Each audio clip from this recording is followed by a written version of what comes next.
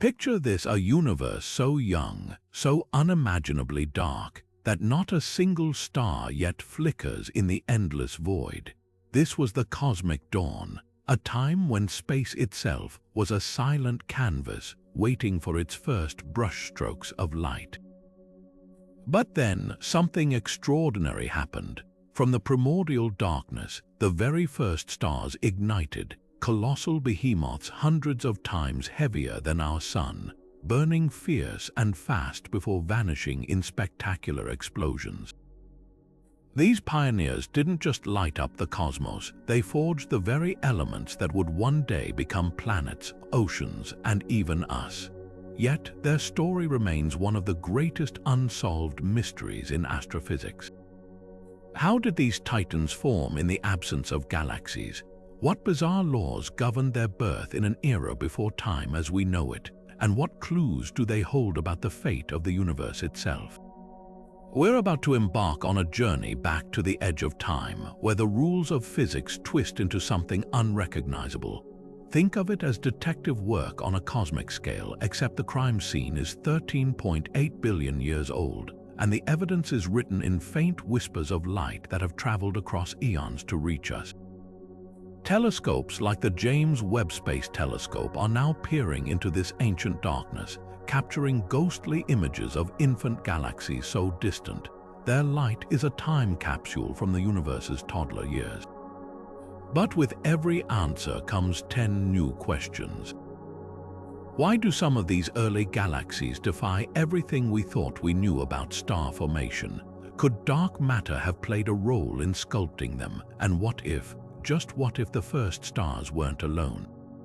Over the next 30 mysteries, we'll unravel the enigmas of these cosmic pioneers, from their explosive deaths to the shadowy echoes they left behind. This isn't just a story about stars, it's about our origins written in the ashes of those long-gone giants. Every discovery pulls back another layer of the universe's secrets, revealing a reality far stranger than fiction. So, if you've ever looked up at the night sky and wondered how it all began, you're about to get closer than ever to the truth.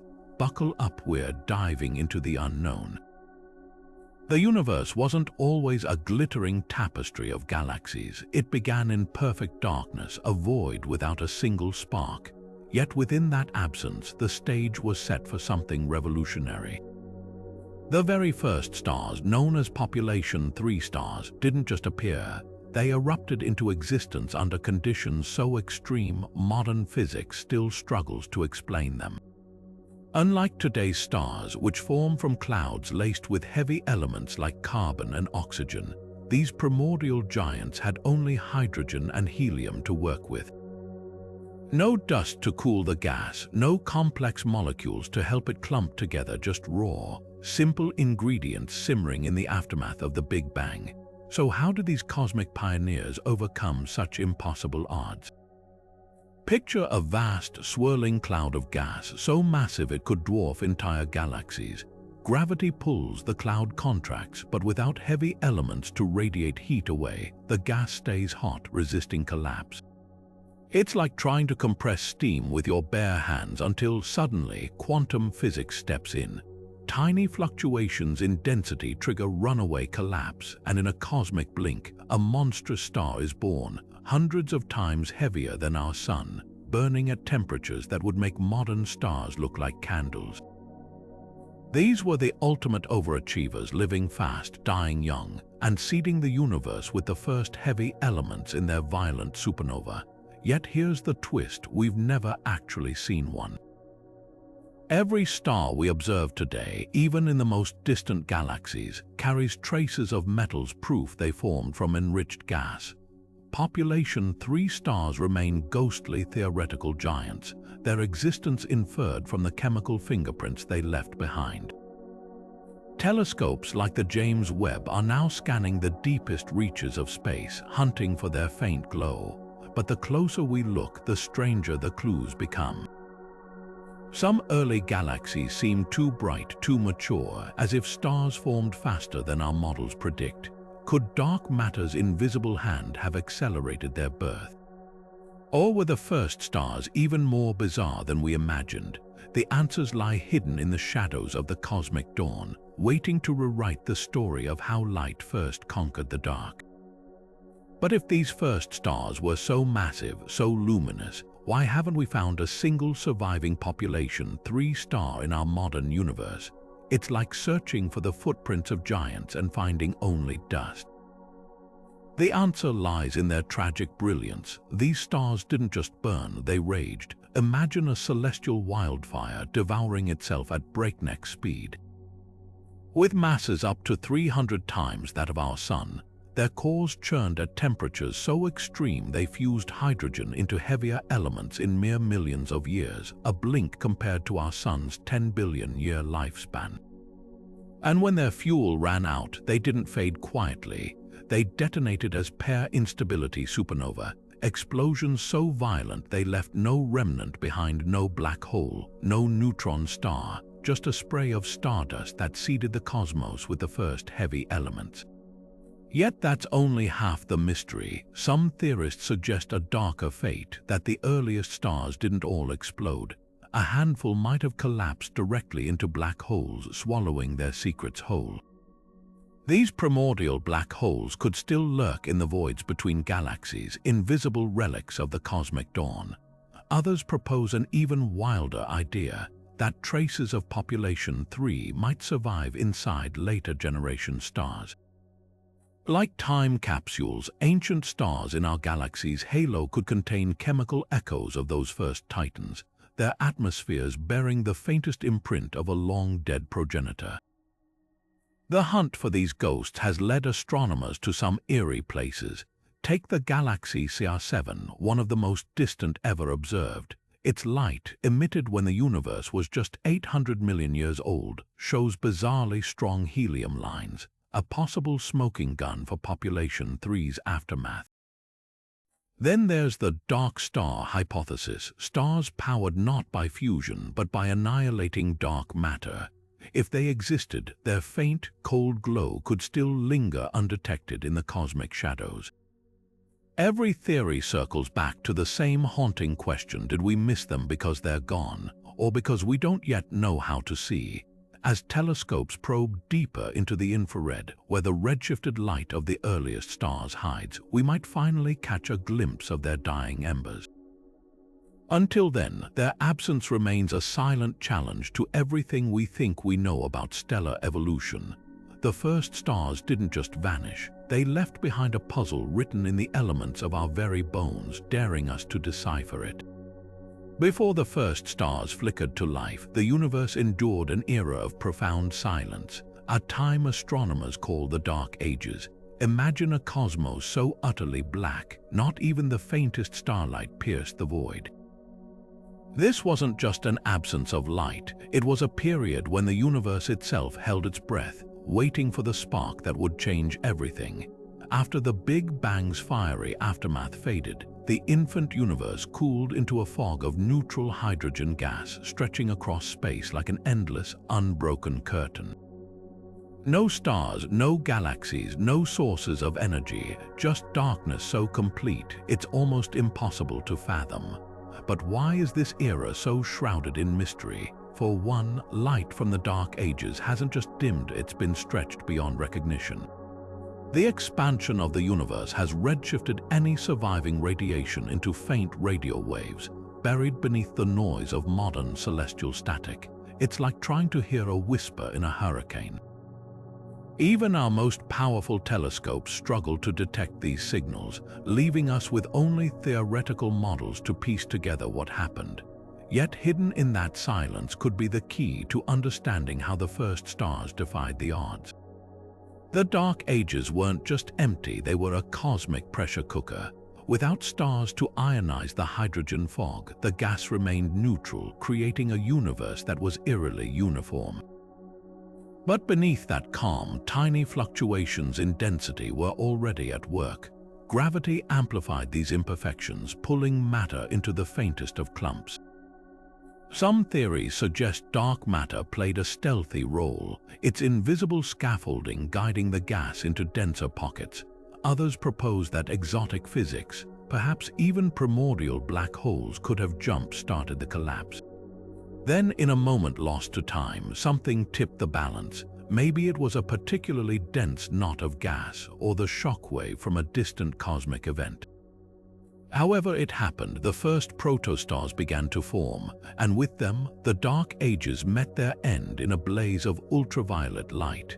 That light ripped electrons from hydrogen atoms, reionizing the universe in an epochal transformation astronomers call cosmic dawn. The irony, the very act of lighting up the cosmos erased the best evidence of what came before. Those first stars destroyed the hydrogen fog that had hidden their birth, like a fire burning away the fog that once concealed it. Today, we're left with ghostly echoes, the cosmic microwave background's faint imprints, or the elusive 21-centimeter line, a whisper of hydrogen's ancient state. Catching these signals would be like finding a fossil of the darkness itself, and here's the most tantalizing part. If we could peer into that primordial gloom, we might uncover hints of physics beyond our current understanding. Did quantum fluctuations play a larger role than we thought? Could there have been exotic particles long since vanished that accelerated the first star formation? The Dark Ages aren't just a blank spot in cosmic history, they're a puzzle box waiting for the right tool to crack it open.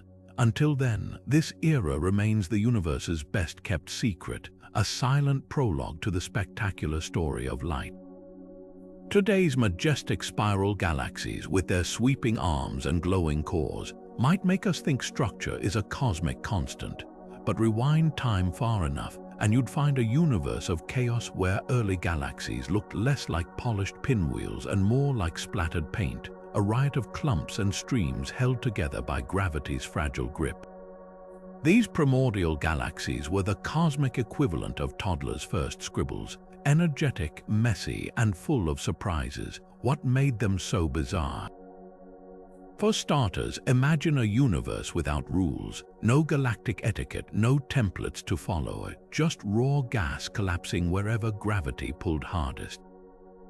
Unlike modern galaxies, which form orderly disks thanks to billions of years of collisions and mergers, the first galaxies had no blueprint. They emerged from pockets of gas so dense, stars ignited in frenzied bursts, lighting up isolated knots like fireflies in a fog. Without the heavy elements that help modern gas clouds cool and settle into neat spirals, these proto-galaxies stayed turbulent, their shapes dictated by the whims of dark matter's invisible scaffolding. But the real shock came when telescopes like Hubble and Webb peered back to this era. Instead of finding small, faint blobs, as theorists once predicted, they spotted galaxies glowing with shocking brightness, some already hundreds of times more massive than expected. How could they grow so large, so fast? One clue lies in their feeding habits. Early galaxies gorged on pristine gas, funneled along dark matter's cosmic highways. Think of it like a chaotic buffet. Gas flowed in from all directions, piling up in uneven clumps where star formation erupted in fits and starts. Yet even this doesn't explain their most puzzling features. Some early galaxies show bizarre, elongated shapes, tadpoles with glowing heads and streaming tails.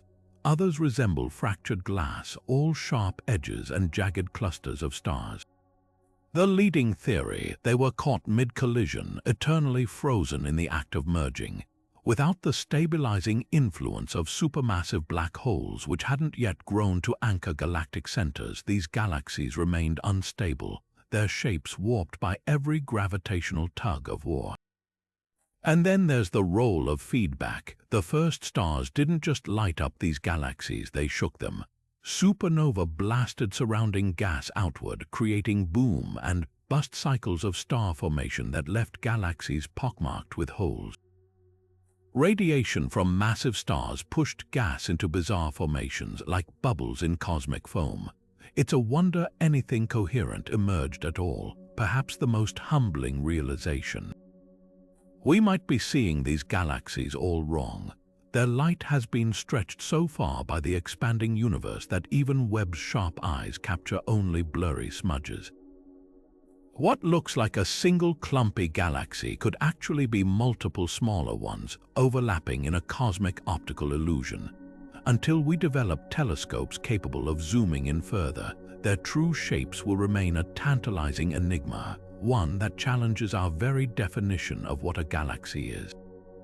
This isn't just about oddball shapes, it's a window into how chaos birthed order.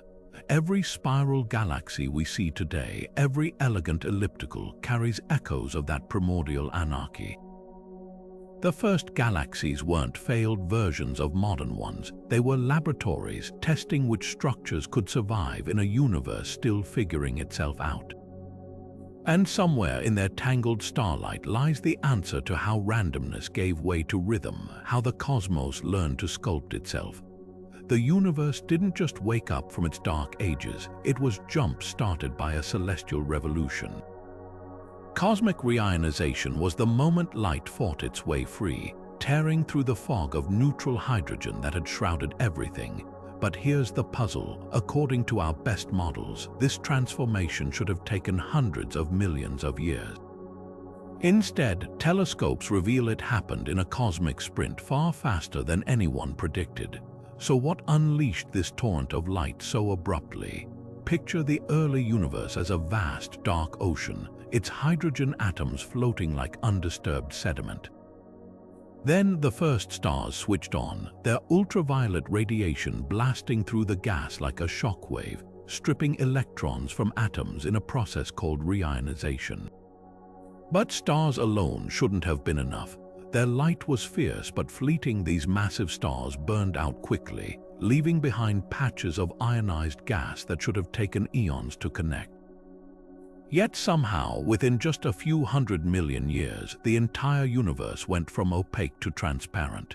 This is where black holes enter the scene, not as destroyers but as unlikely collaborators.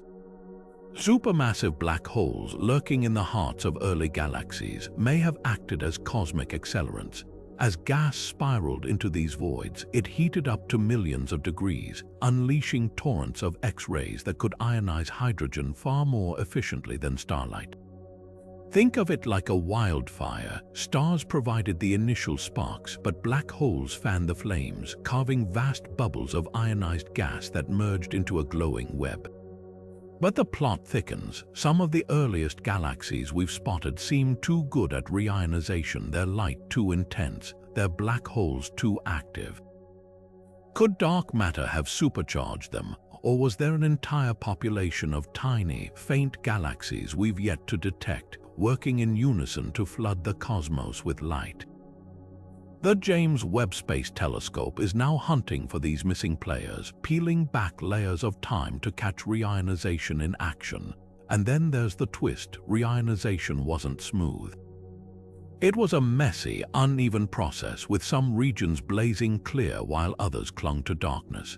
Astronomers call this patchy reionization, and its fingerprints might still linger in the way galaxies are clustered today. If we can decode those patterns, we could uncover the exact sequence of events that turn the universe into the radiant tapestry we know. One thing's certain: this wasn't just a flick of the cosmic switch. It was a battle between light and shadow, shaped by stars, black holes, and forces we're only beginning to understand. The mystery of reionization isn't just about how light won, it's about why it happened at all. Without this epoch, the universe might have remained forever dark, and we wouldn't be here to ponder it. Every photon that reaches our telescopes is a clue to that pivotal moment when the cosmos first dared to shine. At the heart of nearly every modern galaxy, including our own Milky Way, lurks a supermassive black hole, a cosmic titan millions or even billions of times heavier than our Sun. But rewind the clock to the universe's infancy, and their existence becomes a paradox. These behemoths shouldn't have had time to grow so enormous so quickly. Yet there they are, in data from the farthest reaches of space, fully formed supermassive black holes glowing fiercely when the cosmos was less than 1 billion years old. It's like finding a skyscraper in the middle of a prehistoric jungle. Something's not adding up. How did these gravitational monsters defy the rules? One theory points to the very first stars as unlikely midwives. When those primordial giants, hundreds of times more massive than our Sun, exploded as supernova, they might have left behind seed black holes weighing as much as 1,000 suns. From there, imagine a cosmic feeding frenzy. These seeds could have gorged on the dense gas surrounding them, merging with one another in violent collisions, growing exponentially in a universe where competition was scarce.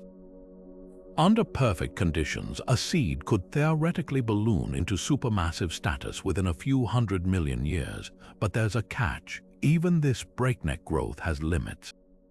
Gas falling into a black hole doesn't just vanish. It heats up, radiates energy, and creates pressure that can actually push away nearby material. It's like trying to fill a bathtub while the water keeps splashing out. To reach supermassive sizes so early, these black holes would have needed a near-constant buffet of cold, dense gas funneled to them with freakish efficiency. Some simulations suggest the answer lies in the chaotic environments of early galaxies, where turbulent streams of gas could have bypassed the usual roadblocks, streaming directly into the waiting maw of a growing black hole. Then there's the dark horse candidate, direct collapse black holes. Picture a massive cloud of primordial gas, so pristine it never fractured into stars. Instead, under just the right conditions, it could have collapsed straight into a black hole tens of thousands of times heavier than our Sun, skipping the star stage entirely. These ready-made giants would have had a head start, leapfrogging over the slower seed and merge process. A handful of galaxies observed in the early universe show bizarrely intense light patterns that could hint at such objects, their centers shining with a ferocity that defies normal stellar activity. But the real shock came when the James Webb Space Telescope spotted a galaxy called Sears 1019, home to a supermassive black hole already weighing 1 billion suns when the universe was just 570 million years old. That's not just fast growth, it's a violation of every textbook model. Unless, of course, our textbooks are missing something fundamental.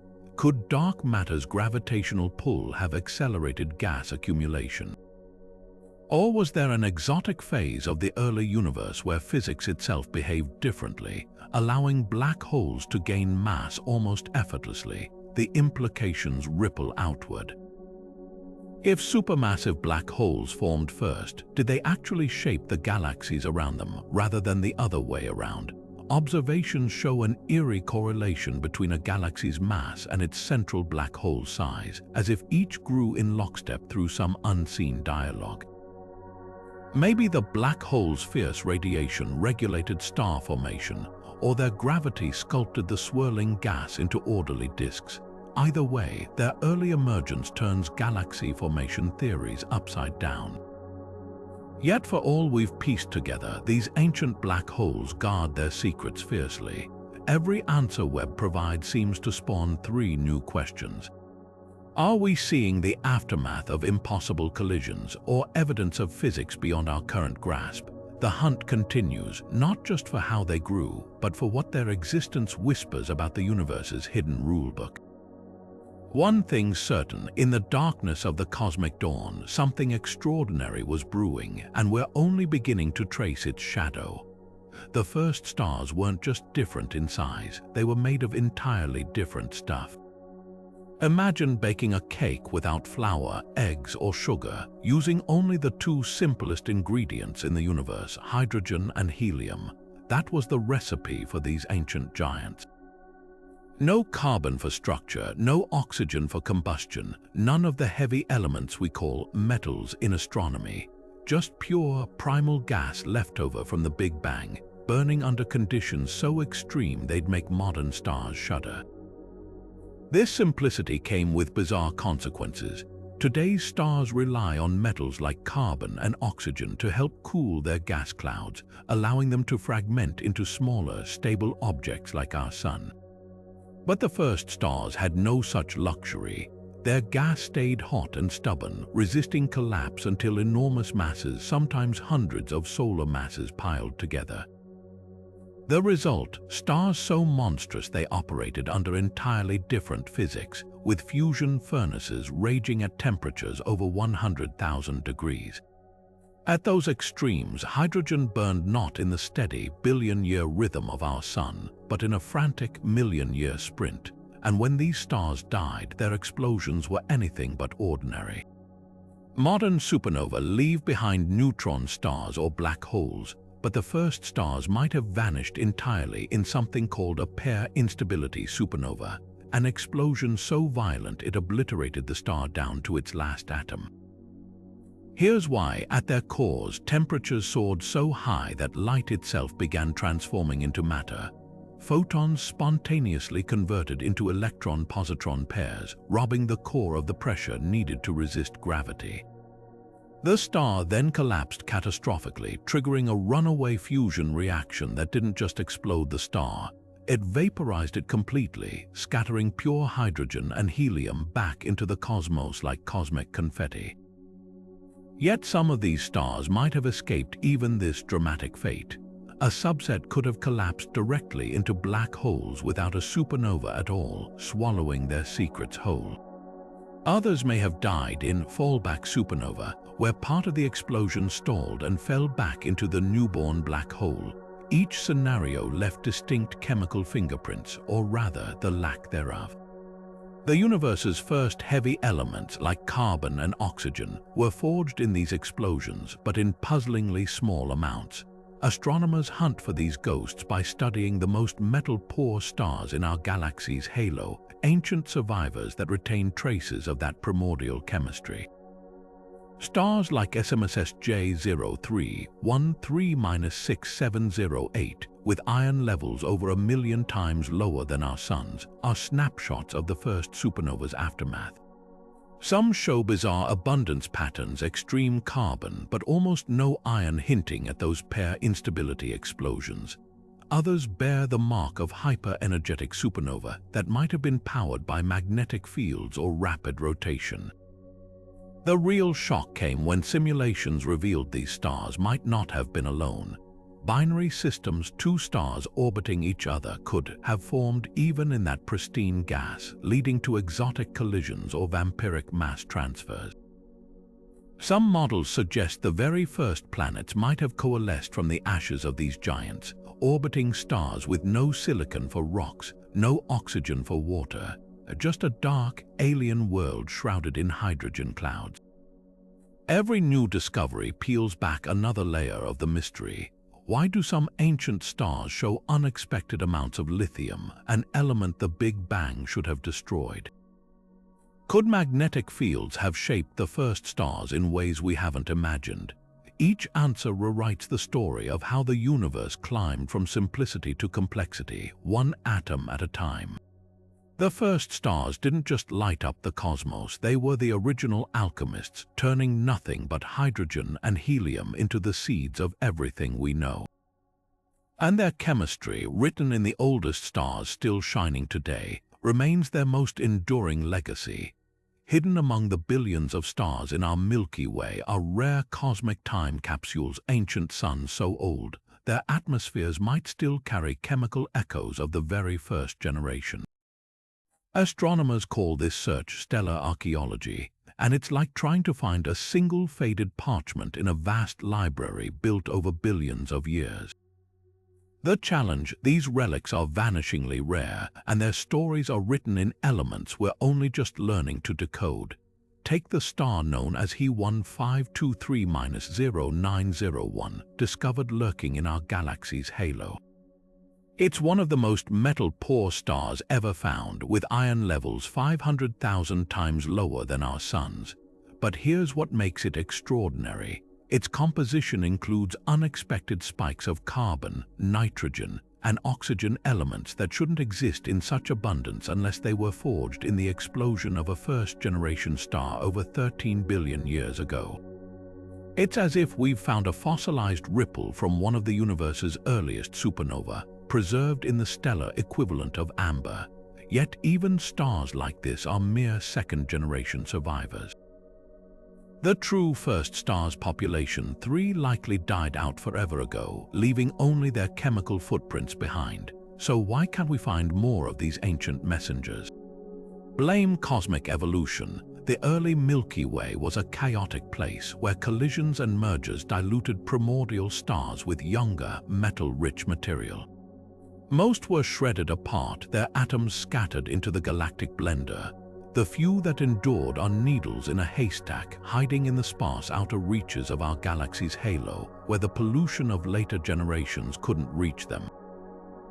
To spot these ghosts, astronomers use a clever trick. They hunt for stars with odd chemical ratios. Normal stars inherit a balanced mix of elements from countless ancestors, but true relics show bizarre patterns, extreme amounts of one element paired with near absence of others. For example, the star SMSSJ 20032-1452 has virtually no iron but bizarrely high levels of carbon, suggesting it formed from the ashes of a single gargantuan supernova. Others, like SDSSJ 101+0647, have strange uranium to thorium ratios, hinting at exotic nuclear processes in the universe's first violent deaths. But the real breakthrough might come from an unexpected place: white dwarfs. These dense stellar corpses, the shriveled remnants of ancient stars, sometimes pollute their atmospheres by cannibalizing nearby planets or asteroids. If one of those consumed objects was made of nearly pure first star material, we might detect its signature in the dwarf's light. It's like sifting through cosmic landfill, hoping to find one unbroken artifact amid the debris. The search is far from abstract. Projects like the Gala survey are using high-resolution spectroscopy to analyze millions of stars, while the upcoming extremely large telescope will peer deeper into stellar atmospheres than ever before. Every discovery rewrites the story of those first stars: how massive they were, how they exploded, even how they might have clustered together. But the ultimate prize remains elusive: a true population 3 survivor, a star so pristine it carries no metals at all. Finding one would be like stumbling upon a living dinosaur, a window into a universe before complexity, before planets, before life. Until then, we keep listening to the whispers of these ancient stars, decoding their scattered memories one element at a time. If you could see the universe with dark matter vision, it wouldn't look like scattered galaxies drifting through empty space. It would resemble a vast, glowing spiderweb, stretching across billions of light years, with galaxies clustered at its intersections like dewdrops on silk. This cosmic web is the universe's hidden skeleton, an invisible scaffolding of dark matter that shaped everything we see today. But here's the twist: no one knows exactly how this web first formed in the chaos of the early universe, or why its threads weave such a precise, repeating pattern. The answer might lie in the behavior of those first galaxies, tiny flickers of light caught in the web's earliest strands. Picture the cosmic dawn again, when the universe was a formless sea of dark matter and gas. Tiny quantum fluctuations from the Big Bang had left slight ripples in density, areas where dark matter clumped ever so slightly more than its surroundings. Over millions of years, gravity amplified these differences, pulling dark matter into tangled filaments, while the spaces between them emptied out like water draining from a sponge. But here's where it gets puzzling. Simulations show this web should have grown slowly, with galaxies forming first in the densest knots. Instead, telescopes like the James Webb are spotting fully formed galaxies along the filaments too soon, as if the blueprint had a head start. One leading theory involves an exotic form of dark matter particles that interact weakly not just with light but with each other. If dark matter had even a faint ability to collide or repel, it could have smoothed out clumps faster, sharpening the web's structure earlier than expected. Another idea: the first stars didn't just light up the universe, they heated it. Their radiation might have pushed gas around like cosmic weather systems, herding it into the web's waiting filaments and accelerating galaxy formation.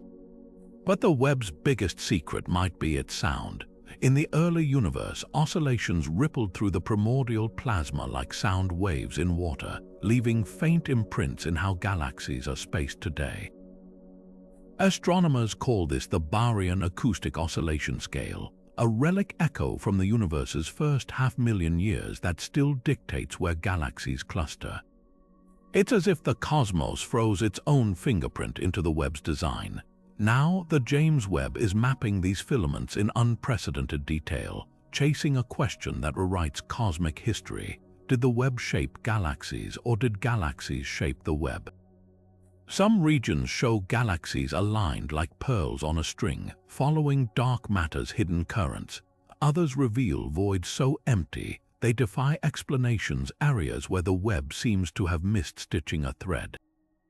The cosmic web isn't just a backdrop, it's the universe's oldest living structure, still growing, still stretching.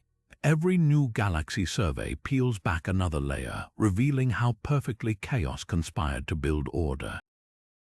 And somewhere in its threads lies the answer to why we ended up here, in this particular corner of the web, instead of drifting in the darkness between.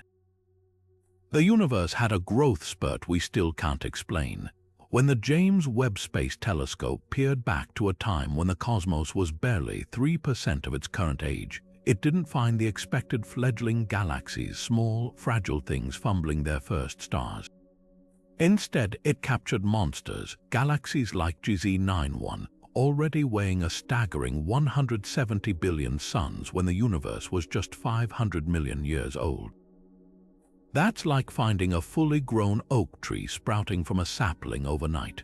According to every mainstream simulation, these galaxies shouldn't exist. They hadn't had time to accumulate so much mass, yet there they glow, defying the rules with their impossible brilliance. What makes them even stranger is their structure. These early giants aren't messy prototypes. Many show spiral arms, central bulges, and organized disks comparable to modern galaxies. It's as if the universe skipped its awkward teenage phase entirely. One leading theory suggests they gorged on a cosmic buffet we didn't know existed. Streams of cold gas flowing along dark matter filaments like rivers funneling into a lake. Normally, gas heats up as it collapses, slowing star formation. But if these rivers stayed cold, they could have fed galaxies at breakneck speed, creating stellar factories operating at efficiencies we've never seen. Then there's the black hole factor. Some of these galaxies host supermassive black holes proportionally too large for their size, as if both grew in unison through some unnatural pact. Could black holes have acted as cosmic accelerators, their gravity funneling gas inward while their radiation prevented overheating? Or did dark matter, the invisible glue holding galaxies together, behave differently in the early universe, clustering faster than our models predict? The most radical explanation. We're seeing the aftermath of direct collapse not just for black holes but entire galaxies. Imagine a primordial gas cloud so vast and dense, it bypassed the slow dance of mergers and instead collapsed whole, birthing a ready-made galaxy in one catastrophic event.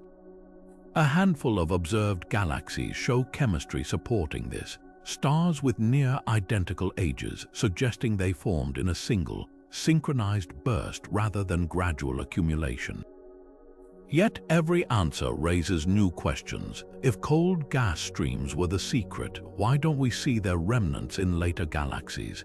If dark matter behaved differently, where's the evidence in today's cosmic web? Webb's latest data reveals even more overmassive galaxies at the edge of time, tightening the noose around our theories. Either we're missing a fundamental law of galactic growth, or the early universe was playing by a rulebook we've yet to find. One where gravity, dark matter, and star formation conspired to build giants in the blink of cosmic time. The irony is delicious. The deeper we look, the more the universe reveals its knack for breaking its own rules. These galaxies aren't just oddities, they're cosmic rebels, challenging us to rethink how structure emerges from chaos. And somewhere in their starlight lies the key to a chapter of history we're only beginning to read. Hidden in the vast halo of our Milky Way lies a cosmic census problem, one that astronomers call the missing satellites puzzle. Our best simulations of galaxy formation suggest there should be hundreds of tiny dwarf galaxies orbiting our own, relics from the universe's chaotic youth. Yet when we count them, fewer than 60 show up. It's as if someone erased half the actors from a cosmic play, leaving us scrambling to explain their absence. The roots of this mystery stretch back to the first stars. According to theory, dark matter's gravitational pull should have sculpted countless small clumps of gas in the early universe, each seeding a potential dwarf galaxy. But something stopped them from growing or wiped them out entirely. One clue comes from their would-be building blocks, those primordial stars. Unlike modern stars, their violent lives and explosive deaths could have had catastrophic effects on their surroundings. Imagine a fragile cloud of gas trying to form a tiny galaxy, only to be blasted apart by ultraviolet radiation from a nearby population 3 star. The radiation wouldn't just heat the gas, it would strip it away entirely, leaving behind nothing but a dark matter husk too faint to detect. Then there's the reionization factor. As the first galaxies lit up the cosmos, their collective radiation ionized the surrounding hydrogen, creating a universe-wide flood of energetic particles. For small proto-galaxies, this was a disaster. Without enough gravity to hold onto their gas, they were sterilized, left as dark galaxies with no stars to mark their existence. Astronomers call this cosmic photoevaporation, and it could explain why so many potential dwarfs never got a chance to shine. But here's where things get even stranger. Some of the dwarf galaxies we do see show bizarre chemical signatures, stars with almost no heavy elements, as if they formed from gas untouched by earlier generations. These outliers, like the dwarf galaxy Segway 1, might be direct survivors from the era of the first stars, their growth stunted but never fully erased. Others, like the ultra-faint Boötes 1, contain so few stars that they're barely galaxies at all, just flickers of light clinging to dark matter's grip. The puzzle deepens when we look at their orbits. Many of the Milky Way's surviving dwarfs are clustered in a thin plane, almost as if they were captured together from a long-vanished satellite galaxy. Could a single, ancient collision have torn apart a larger neighbor, scattering its remnants into the dwarfs we see today? Or does their arrangement hint at something more fundamental, like dark matter's hidden currents guiding their path? The James Webb Space Telescope might finally settle the debate. By peering into the faintest dwarfs, it could uncover stars forged in the wake of the first supernova, their chemistry revealing whether they were stunted by radiation or strangled by mergers. Other clues may lurk in the gaps between galaxies, where dark matter's tendrils could still hide invisible, ghost dwarfs, their stars never ignited. What makes this mystery so tantalizing isn't just the missing galaxies, it's what they imply about cosmic evolution. If small galaxies were this vulnerable, how did any survive? Their scarcity might be a testament to the first star's destructive power, a reminder that the universe's infancy was a war zone where only the lucky or the resilient endured. And if we can decode their absences, we might finally understand the hidden rules that shaped everything from the tiniest dwarfs to the grandest spirals. The death of the first stars wasn't just an ending, it was a cosmic spectacle unlike anything since. Picture a star so massive, its core burns at temperatures exceeding 100 million degrees, where photons of light spontaneously transform into matter. This is the brink of a pair instability supernova, a detonation so violent it doesn't just destroy the star. It vaporizes it entirely, leaving no black hole, no neutron star, just a burst of pure energy echoing into the void. These explosions defied the rules of modern supernova. When a typical massive star dies, its core collapses into a dense remnant while its outer layers blast outward in a fiery shockwave. But the first stars, with their gargantuan masses between 140 and 300 times that of our Sun, crossed a terrifying threshold. At their cores, gamma rays, the very energy sustaining the star, began converting into electron and positron pairs. This robbed the core of the outward pressure needed to resist gravity's crush. The result, a runaway collapse so extreme it ignited oxygen fusion in a thermal pulse, triggering an explosion that didn't just blow off the star's surface, it tore the entire star apart atom by atom. The light show would have been unimaginable. For weeks, the supernova would have outshone its entire host proto-galaxy, blazing with the intensity of 1 billion suns. Unlike modern supernova, which fade gradually, pair instability events peaked in a single, terrifying burst, a cosmic flashbulb that briefly pierced the darkness of the early universe. The aftermath was even stranger.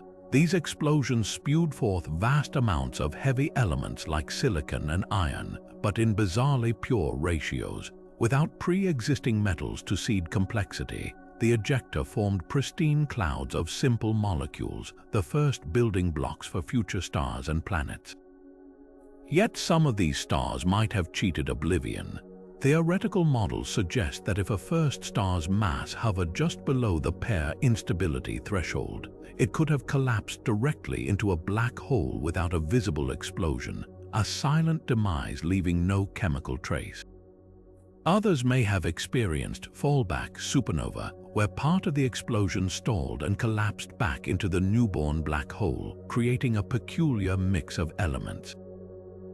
These alternate deaths could explain why some ancient second-generation stars show unexpected chemical signatures like carbon-rich but iron-poor patterns that don't quite match pair instability predictions. The echoes of these cataclysms linger in the most metal-poor stars we've found. Take the star known as He-1 307+0056, which shows an extreme abundance of elements like magnesium and cobalt but almost no iron, a fingerprint eerily consistent with a pair instability blast. Other ancient stars display bizarrely high zinc or europium levels, hinting at supernova so energetic they forged rare isotopes in their fury. Each of these stellar survivors is like a forensic report from a crime scene 13 billion years cold, offering glimpses of explosions we'll never witness directly. But the true legacy of these deaths isn't just destruction, it's creation. The first supernova didn't just vanish, they transformed the cosmos. Their shockwaves compressed nearby gas, triggering new rounds of star formation. Their heavy elements became the raw materials for everything to come: rocky planets, ocean worlds, and the chemistry of life itself. In a universe that began with only hydrogen and helium, these explosions were the original alchemy, turning simplicity into complexity in a blaze of light. And somewhere in the faint glow of the oldest stars, their story still waits to be read. When those first stars died in their cataclysmic explosions, they didn't just vanish, they became the universe's first alchemists, transforming simplicity into complexity. Picture the aftermath of a pair instability supernova, a blast so powerful it atomized the entire star, scattering its guts across thousands of light years. But this wasn't just destruction, it was the ultimate cosmic recycling program. For the first time, heavier elements like carbon, oxygen, and silicon were forged in those unfathomable pressures and temperatures, then hurled into the void like seeds tossed onto fertile soil. This is where stellar chemistry began. Before those explosions, the universe was a monochrome palette of hydrogen and helium. No elements for planets, no molecules for water, no chemistry for life. But those first supernova changed everything. Their shockwaves compressed nearby gas clouds, while the heavy elements they spewed acted like microscopic anchors, helping new gas clouds cool and fragment into smaller, more stable stars. It's the difference between trying to build a snowman with dry snowflakes versus wet, sticky snow. Those first metals gave the universe something to cling to. The process wasn't instant. Early generations of stars still formed in fits and starts, with some retaining bizarrely pure compositions. Take the star known as 2-mass 05346-58, one of the most metal-poor stars ever discovered. Its atmosphere contains barely a whisper of iron. but it's laced with unexpected traces of strontium and barium elements that shouldn't exist unless they were forged in the death throes of a first-generation giant. This star is like a snapshot of the universe's first chemical experiments, a testament to how uneven those initial dispersions were. Yet within a few 100 million years, the cycle accelerated. Second-generation stars, enriched by multiple supernovae, began forming with a wider variety of elements. Some became carbon-enhanced metal-poor stars, glowing with the remnants of early stellar deaths. Others, like the ancient He0 107-5240, show bizarre neutron capture elements, evidence of rare nuclear processes that only occur in the most violent supernova or colliding neutron stars. Each new stellar generation built upon the last, creating an ever more diverse cosmic tableau. But here's the twist: the universe didn't recycle evenly. Some regions became heavy element factories while others remained barren. The Milky Way's halo still preserves these chemical time zones where stars with wildly different compositions orbit side by side. It's as if the galaxy froze its own evolutionary stages in place, some stars fossilized from the earliest eras, others showing the gradual enrichment that made planets like Earth possible. The legacy of those first stars' deaths isn't just in the elements they created, but in how they fundamentally altered the rules of star formation. Without them, the universe might have remained a sea of monotonous hydrogen giants, incapable of building the complexity that led to us.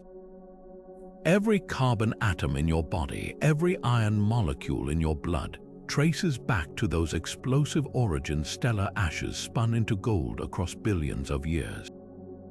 And the wildest part, we're still finding new chapters in that story as telescopes uncover stars with chemical signatures that defy all our models, whispering secrets about an era when the universe was learning how to build itself from scratch. In 2018, astronomers made an announcement that sent shockwaves through astrophysics. They detected a faint but unmistakable radio signal, a whisper from the dawn of time itself. This wasn't just any static, it was the echo of the universe's first stars, a fingerprint of hydrogen gas absorbing ultraviolet light 13.8 billion years ago, stretched by cosmic expansion into radio waves we could finally hear. The discovery seemed like the ultimate breakthrough, a direct window into cosmic dawn. But within months, controversy erupted. Independent teams couldn't replicate the signal, and some argued it might just be interference from Earth's own radio noise. So what exactly did we hear, and why has this ghostly signal become one of the most heated debates in modern astronomy? The story starts with neutral hydrogen, the universe's dominant gas before stars lit up. This gas absorbs ultraviolet light at a very specific wavelength, 21 centimeters, a faint radio hum astronomers have hunted for decades. When those first stars ignited, their radiation should have caused a detectable dip in this signal, a shadow in the cosmic static. The EDGES experiment, a humble array of radio antennas in the Australian outback, claimed to catch that dip in 2018. Their data showed a trough in the radio spectrum around 78 MHz, exactly where models predicted the cosmic dawn's echo should lurk. But the signal was too strong, twice as deep as anyone expected. If real, it implied the early universe's hydrogen was far colder than our models predicted, or that stars formed in a way we've never seen. Some theorists scrambled to explain it. Maybe interactions between dark matter and hydrogen siphoned off extra heat, chilling the gas to near absolute zero. Others suggested exotic physics like primordial black holes evaporating, or even undiscovered particles could have left their mark, but skepticism grew fast. The Milky Way's own radio emissions create a blinding background, and earthly interference from cell towers to faulty electronics can mimic the signal. When other teams, like Sarah's 3 in India, failed to detect the dip, doubts snowballed. The debate isn't just academic. If the signal's real, it rewrites our understanding of how stars first interacted with their environment, revealing a universe far stranger than we imagined. If it's false, it's a cautionary tale about how easily even cutting-edge experiments can be fooled by mundane noise. New efforts like the Primordial Project are now scanning different frequencies with military-grade radio silence, hoping to settle the argument once and for all. The irony is thick. After decades of searching for the cosmic dawn's echo, we might have found it, only to realize we don't know how to interpret what we're hearing. Whether it's a revolutionary discovery or a cosmic mirage, this faint radio hum reminds us that the universe's first light still holds secrets no telescope can easily unveil. And until we crack its code, the mystery of that elusive signal will keep us listening, not just to the stars, but to the silence between them. Imagine trying to recreate the birth of the cosmos inside a machine. Not just the stars and galaxies we see today, but the very first ones, forged under laws of physics we barely understand. This is the brutal challenge facing astrophysicists running cosmic simulations. Even with supercomputers capable of quadrillions of calculations per second, the universe's opening act remains frustratingly out of reach. The problem isn't raw power, it's the sheer complexity of a game where the rules change every nanosecond, and the players are particles smaller than atoms colliding across light years of emptiness. Take the formation of those first stars. A modern simulation must account for gravitational collapse in hydrogen gas, dark matter's invisible scaffolding, radiation pressure, and quantum effects, all while tracking temperatures ranging from near absolute zero to millions of degrees. It's like trying to simulate every grain of sand in a hurricane, along with the wind currents, humidity shifts, and the tidal forces of the moon all at once. Even the most advanced simulations like the Renaissance Project or the Cosmic Dawn Initiative must resort to shortcuts. They might model a tiny slice of the early universe, just a few hundred light years wide, and hope it's representative. But here's the catch: the first stars didn't form uniformly. A slight overdensity here, a random turbulence there, and the whole system veers off into unpredictability. Then there's the feedback problem. Those early stars didn't just glow, they flooded their surroundings with ultraviolet radiation, supernova shocks, and metal pollution, altering the conditions for the next generation of stars. Simulating this requires tracking how energy propagates through a fog of neutral hydrogen, a process so computationally expensive that even approximations can melt supercomputers. The Frontera supercomputer at Texas Advanced Computing Center once spent 6 straight months calculating just one such feedback loop, and still couldn't match the bizarre galaxies James Webb has spotted in the early universe. The discrepancies are glaring. Simulations often predict that the first galaxies should be small and dim, yet Webb keeps finding giants like GZ91, blazing bright when the cosmos was barely 500 million years old. Some models suggest dark matter might have clumped differently than we thought, or that mysterious phenomena like primordial magnetic fields accelerated star formation. Others argue we're missing something fundamental about how gas cools in pristine environments, perhaps through yet undiscovered molecular interactions. But the real showstopper might be quantum uncertainty. At the scales where the first stars formed, quantum fluctuations in density could have tipped the balance between a gas cloud collapsing into a star or dissipating entirely. These random seeds are impossible to recreate precisely in simulations, meaning every run produces slightly different outcomes. It's the cosmic equivalent of rolling dice 1 trillion times and hoping to predict every single result. What makes this more than just a technical headache is the stakes. If we can't simulate the early universe accurately, how can we trust our models of galaxy evolution or even dark matter's existence? Each failed simulation forces us to question whether we've misunderstood the universe's foundation.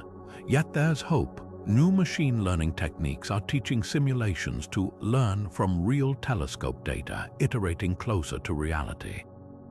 And upcoming exascale computers capable of a quintillion calculations per second might finally crack the feedback enigma. The irony: The very chaos that makes these simulations so hard is what made the first stars possible, a perfect storm of randomness that turned hydrogen into fireworks. Our struggle to replicate it isn't just a limitation of technology, it's a humbling reminder that the universe has always been wilder than our theories can contain. And somewhere between the bugs in our code and the mysteries in the data, the truth about cosmic dawn is waiting. We tend to think of stars as solitary beacons hanging alone in the dark, but what if the universe's first light came in pairs? The question of whether binary stars existed in the primordial cosmos isn't just academic. It could rewrite our understanding of how structure emerged from chaos. Modern star systems frequently come in twos or threes, with roughly half of Sun-like stars having at least one companion. Yet the early universe seemed like the last place you'd find such delicate cosmic dances. Without heavy elements to help gas clouds fragment, logic suggests the first stars should have been isolated giants, collapsing singly from vast monolithic clouds. But nature loves to surprise us. Recent simulations reveal that even in pristine hydrogen-helium gas, turbulence and rotation can split a collapsing cloud into two or more dense cores. Picture a spinning pizza dough tossed in the air. As it flattens, centrifugal force might tear it into separate clumps before it fully collapses. Apply that to a massive primordial gas cloud, and you could get twin protostars forming side by side, locked in a gravitational embrace from birth. Some models show these early binaries forming with extreme size mismatches, a behemoth star hundreds of times the Sun's mass paired with a runt just a few solar masses, like a grizzly bear cuddling a house cat. The implications are staggering. If binaries existed back then, their interactions could have dramatically altered the early cosmos. Close pairs might have merged in catastrophic collisions, sparking hypernova explosions even more violent than typical pair instability supernova. Others could have engaged in stellar vampirism, where the larger star strips material from its smaller sibling, radically changing both their life cycles. And if one star exploded first, the shockwave might have triggered its partner to collapse prematurely, creating a chain reaction of star death. Evidence for these ancient duos is maddeningly indirect. Some of the most metal-poor stars we've found potential second-generation objects show odd chemical signatures hinting at multiple supernova contributions, as if they formed from gas polluted by more than one explosion.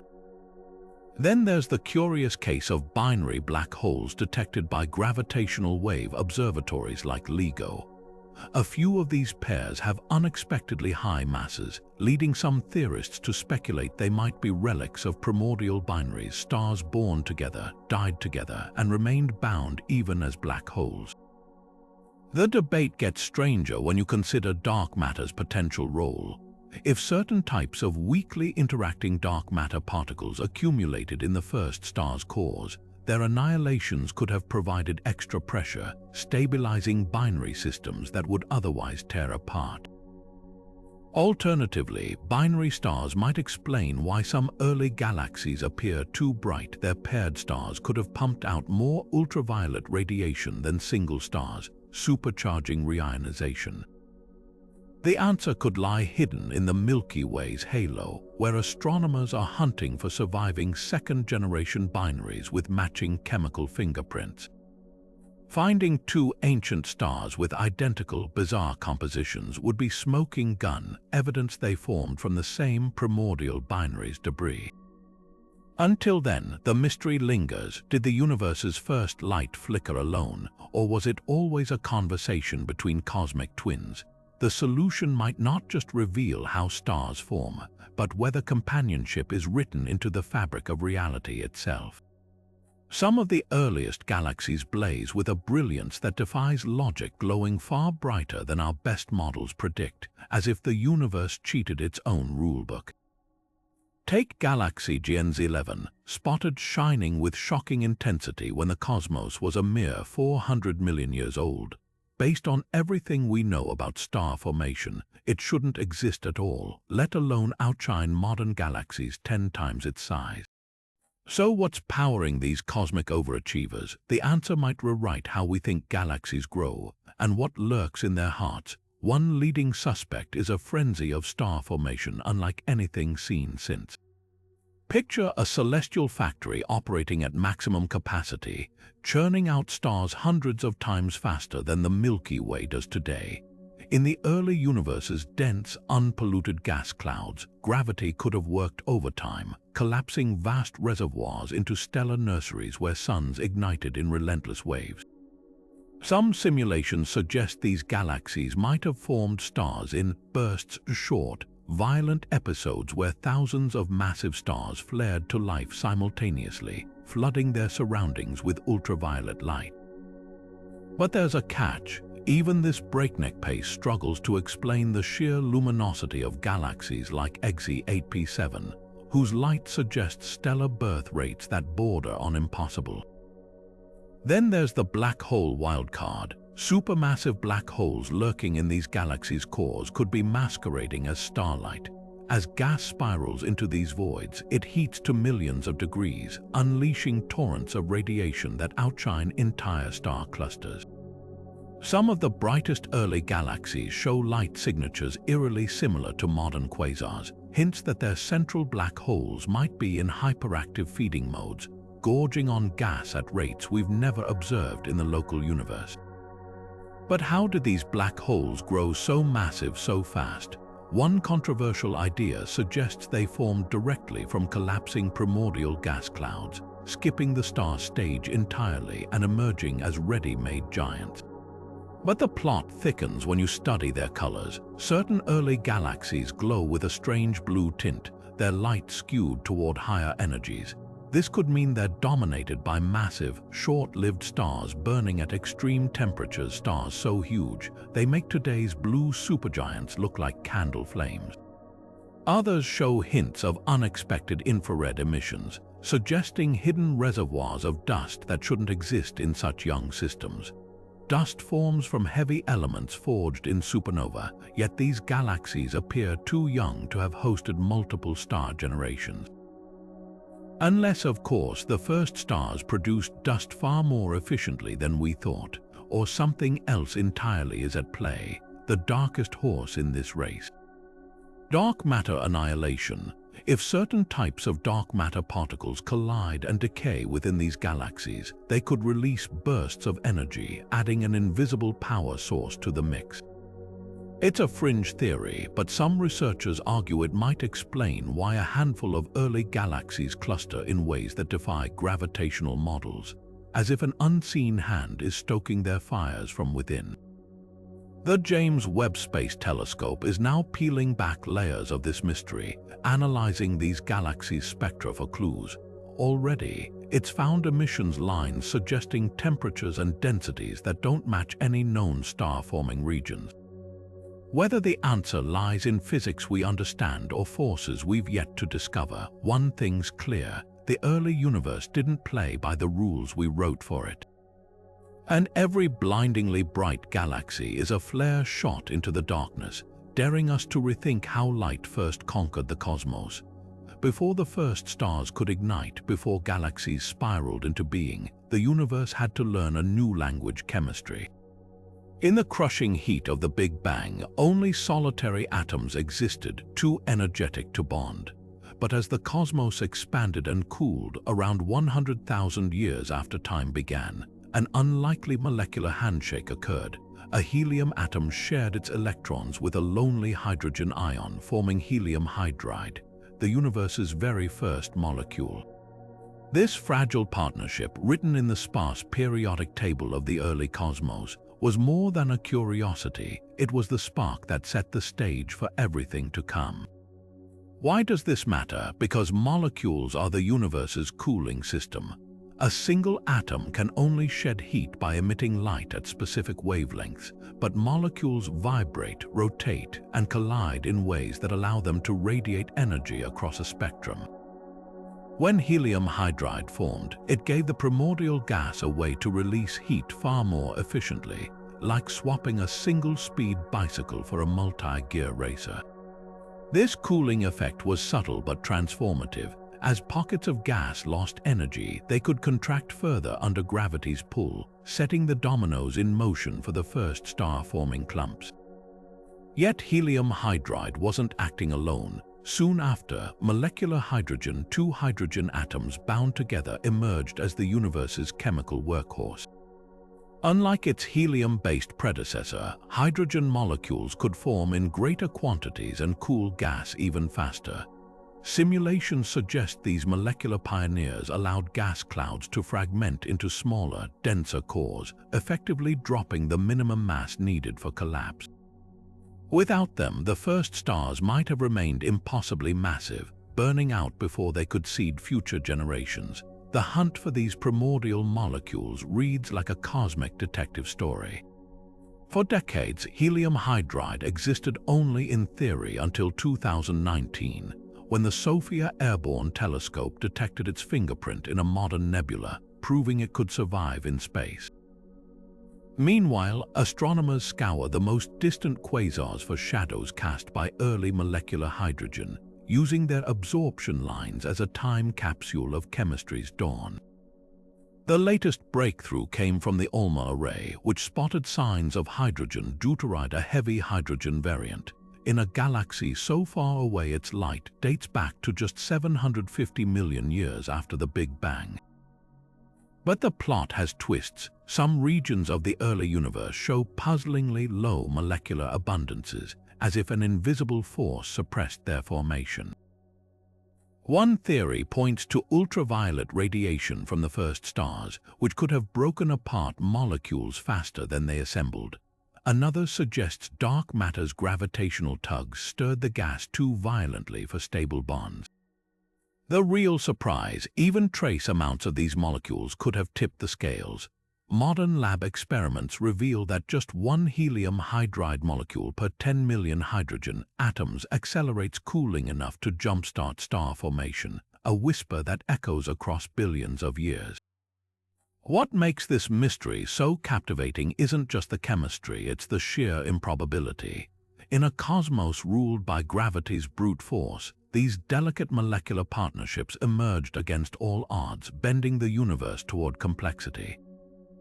Every star that followed, every planet, every molecule in your body owes a debt to that first tentative bond between helium and hydrogen. And somewhere in the darkness between galaxies, their descendants still drift, silent witnesses to the moment the universe learned how to build. Dark matter is the universe's silent architect, invisible, intangible, yet shaping everything we see. Its fingerprints are all over the cosmos, from the way galaxies rotate to how they cluster in vast webs. But when we peer back to the first galaxies, something doesn't add up. According to our best models, dark matter should have clumped into halos around these early structures, providing the gravitational scaffolding for gas to collapse into stars. Yet some of the earliest galaxies we've found appear too bright, too massive, too organized for what dark matter's slow and steady growth should allow. Did dark matter behave differently in the universe's infancy, or are we missing a fundamental piece of the puzzle? Take the bizarre case of galaxy Aegis 8.51, observed when the cosmos was just 600 million years old. Its stars orbit as if guided by an unusually concentrated dark matter core far denser than simulations predict. If dark matter clumps were smoother in the early universe, as standard cold dark matter theory suggests, such tight gravitational binding shouldn't exist. One radical explanation: dark matter might have interacted with itself or with ordinary matter in ways we don't see today. Picture particles colliding like billiard balls, creating friction that sharpened dark matter's distribution. Alternatively, dark matter could have been warm rather than cold, moving fast enough to smear out small-scale clumps while still forming large halos. Either scenario would rewrite the rules of cosmic evolution. Then there's the star formation conundrum. In modern galaxies, dark matter's gravity is balanced by gas pressure and stellar feedback, creating equilibrium. But the first galaxies had no such checks, no supernova or radiation to push back. Dark matter's pull should have funneled gas into stars at breakneck speed, yet some early galaxies show puzzlingly slow star formation rates. This hints at a counterintuitive idea. Dark matter might have stifled star birth in places, its gravity so overwhelming it prevented gas from fragmenting into stars efficiently. It's like a cosmic traffic jam where too much force creates gridlock instead of motion. The James Webb Space Telescope is now exposing even deeper layers of this paradox. Some early galaxies appear to cluster in ways that defy dark matter's predicted distribution, forming filaments and voids too pronounced for randomness. Could primordial black holes, themselves potential dark matter candidates, have seeded these anomalies? Or does dark matter's influence vary over cosmic time, its behavior in the early universe a relic of physics we've yet to discover? The answers might lie in ghostly signals we're just learning to detect. Experiments like LUX Zeppelin hunt for dark matter particles directly, while others track the cosmic microwave background's faint wrinkles for clues. But perhaps the most tantalizing evidence comes from the stars themselves. Ancient metal-poor stars in our Milky Way's halo preserve chemical patterns that might encode dark matter's early role, whether through annihilation signatures or traces of exotic particles captured in their cores. This isn't just about invisible mass, it's about rewriting the story of cosmic dawn. If dark matter shaped the first galaxies differently than we thought, then everything we know about galaxy formation rests on incomplete foundations. And somewhere in that gap between prediction and observation, the universe's most elusive ingredient is quietly revealing its secrets. Stretching across billions of light years, the light from distant quasars carries more than just brilliant pinpoint glow. It holds a shadowy fingerprint of the early universe, etched in a phenomenon called the Lyman alpha forest.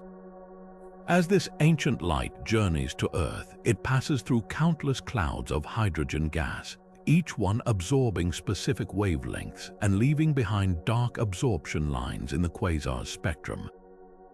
The result, a dense forest of lines, each a snapshot of hydrogen's distribution at different cosmic eras.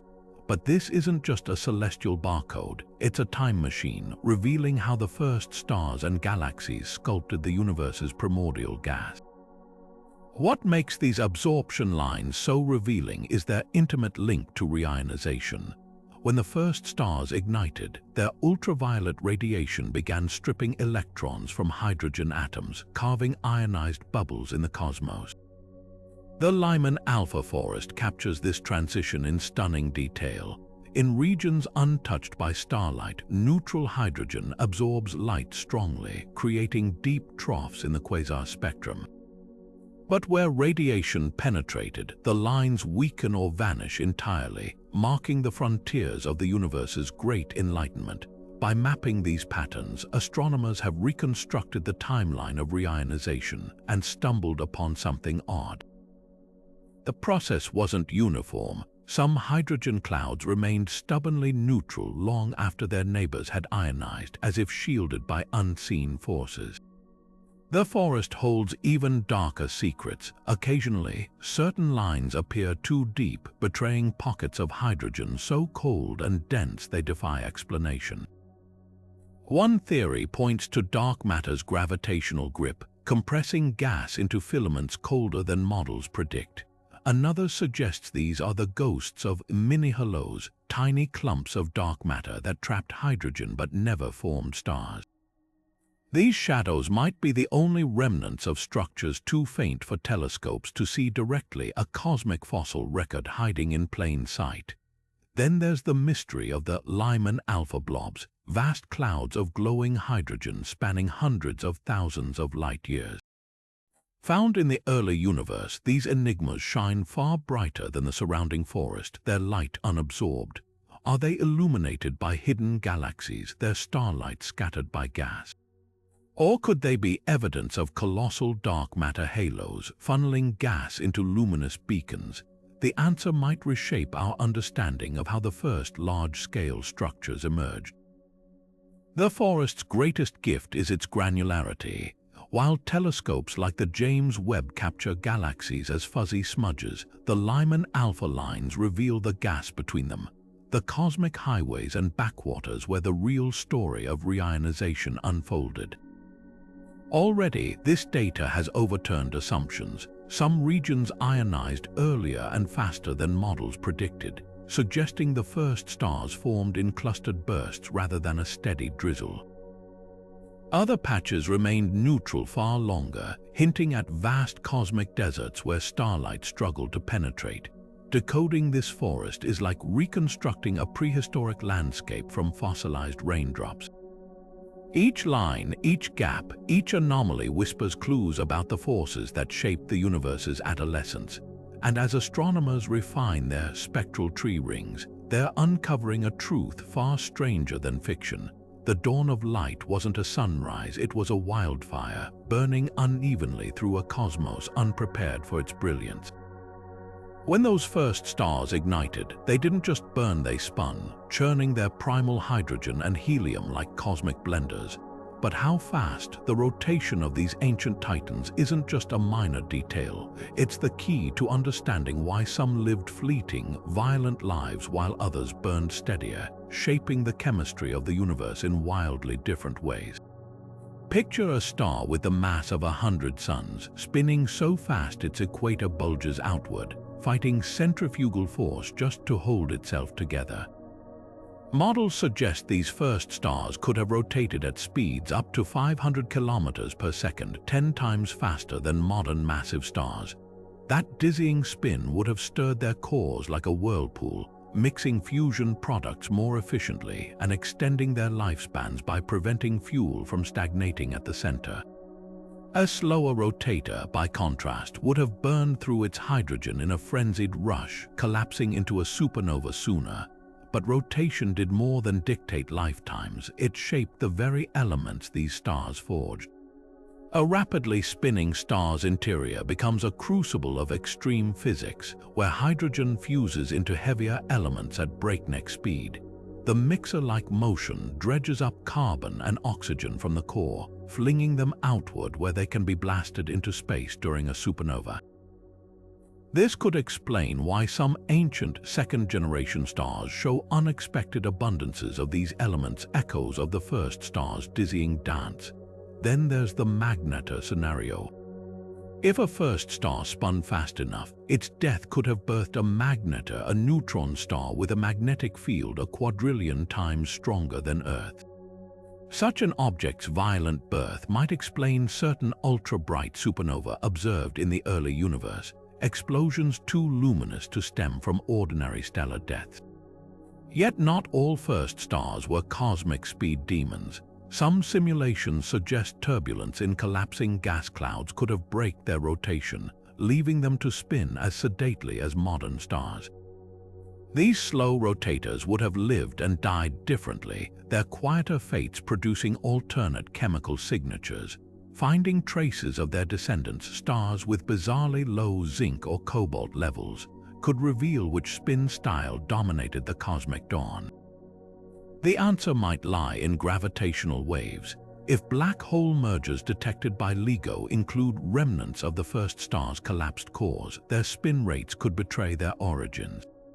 A rapidly spinning black hole could be the ghost of a whirling progenitor, while a slow one hints at a more stately ancestor. The stakes are higher than they seem. Rotation didn't just influence individual stars, it set the tempo for the universe's chemical evolution. Fast or slow, those first spins determined how quickly heavy elements enriched the cosmos, paving the way for planets and ultimately life. Every atom in your body carries the imprint of a choice made 13 billion years ago, when primordial chaos decided whether to twirl or stand still. Among all the elements forged in the Big Bang's fiery aftermath, lithium was supposed to be one of the simplest, a straightforward byproduct of cosmic alchemy with predictable amounts lingering in the early universe. And yet, when astronomers measure lithium levels in ancient stars, they find only a third of what theoretical models predict. This cosmic lithium problem isn't just a small accounting error. It's a glaring crack in our understanding of stellar physics, nuclear reactions, and perhaps even the universe's earliest moments. The mystery begins with Big Bang nucleosynthesis, the process that cooked up the universe's first atomic nuclei in its first 20 minutes. Based on the precise ratios of hydrogen, helium, and trace elements like deuterium, we can calculate exactly how much lithium-3, a lightweight isotope, should have formed. Those calculations match observed deuterium levels perfectly, but lithium stubbornly refuses to comply. The oldest stars in our galaxy's halo, like HD 140283, preserve chemical fingerprints from the dawn of time, yet their lithium abundances are conspicuously low, as if something erased it en route to the present day.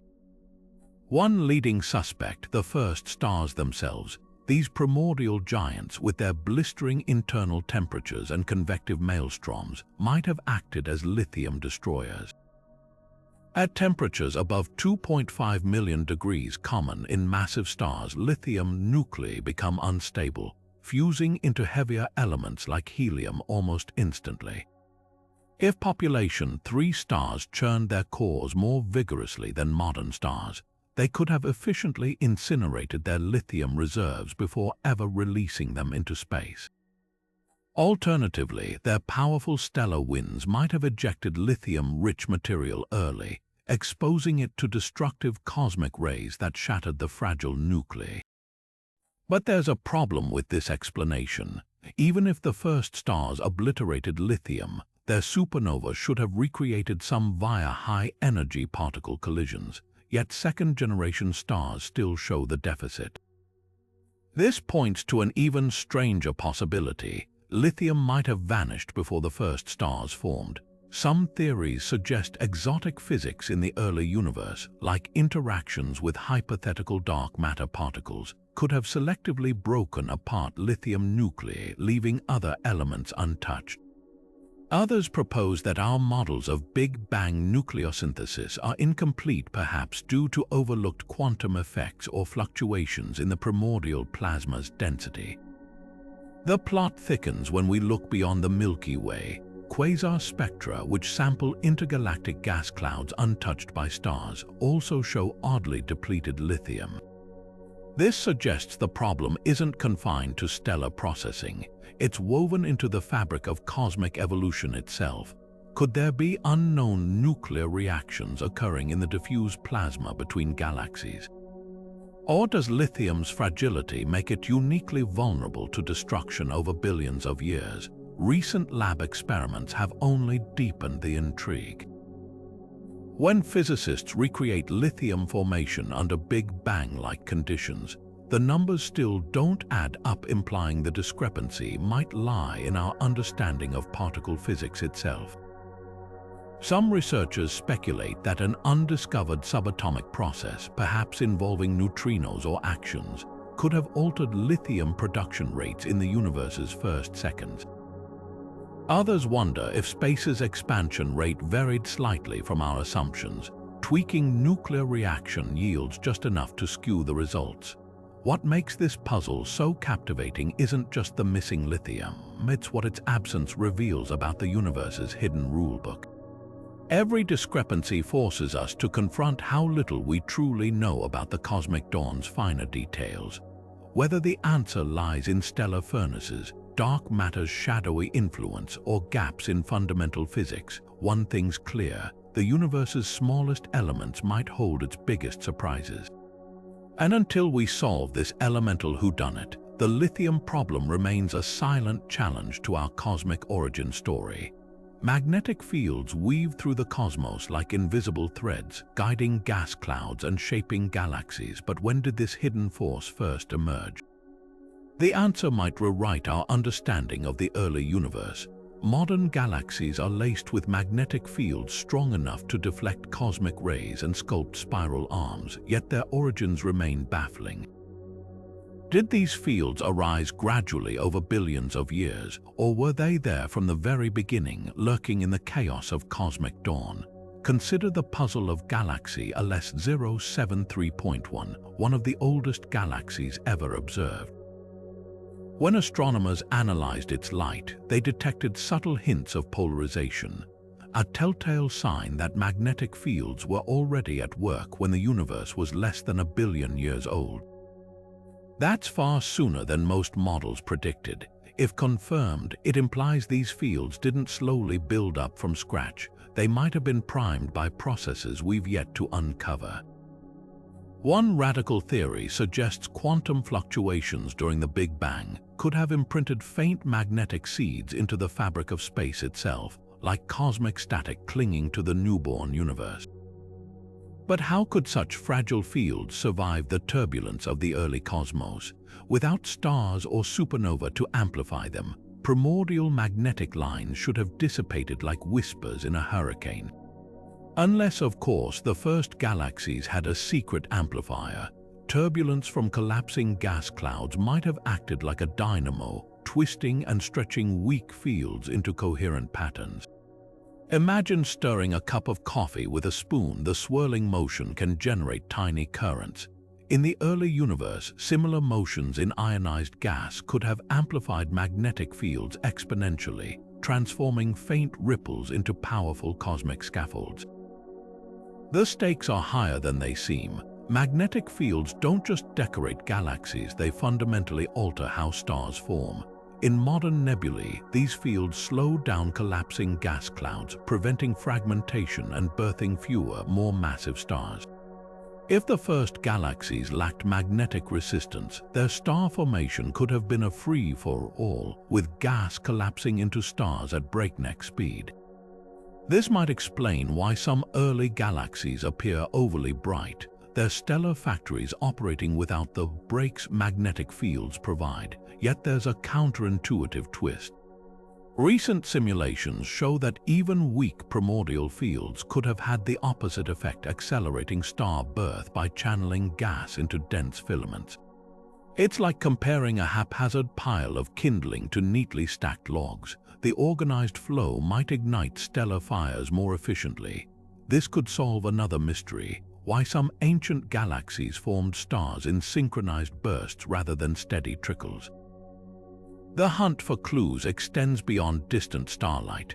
Meteorites older than the solar system contain minute magnetic minerals, relics of the interstellar medium from over 4.5 billion years ago. Analyzing these tiny time capsules reveals fields stronger than expected for such an early epoch, hinting that magnetism was already widespread when our galaxy was young.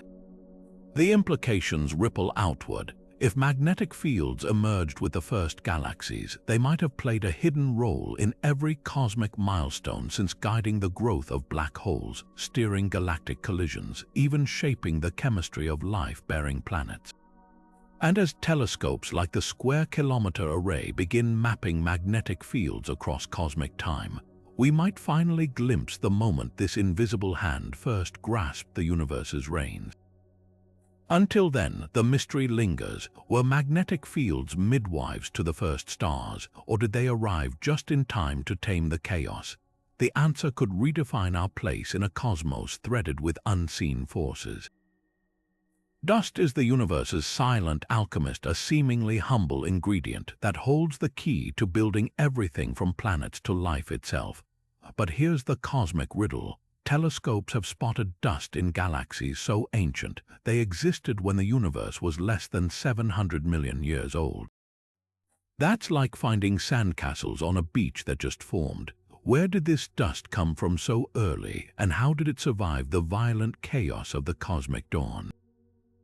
The answer begins with the death of the first stars. When those primordial behemoths exploded as supernova, they didn't just scatter heavy elements. They forged the first solid particles in the cosmos. Picture a star hundreds of times heavier than our Sun detonating in a fireball of unimaginable heat. As the expanding shockwave cooled, carbon, silicon, and iron atoms clumped together, forming microscopic grains no larger than a virus. These weren't the complex dust varieties we see today, just rough, carbon-rich motes and jagged silicon flakes, blasted into the void like cosmic shrapnel. Yet supernova might not have been the only dust factories. Some models suggest that the first stars, even before they died, could have shed dust directly from their turbulent outer layers. Imagine a hypergiant star so unstable, its stellar winds hurled carbon atoms into space where they collided and stuck together like snowflakes forming in a blizzard.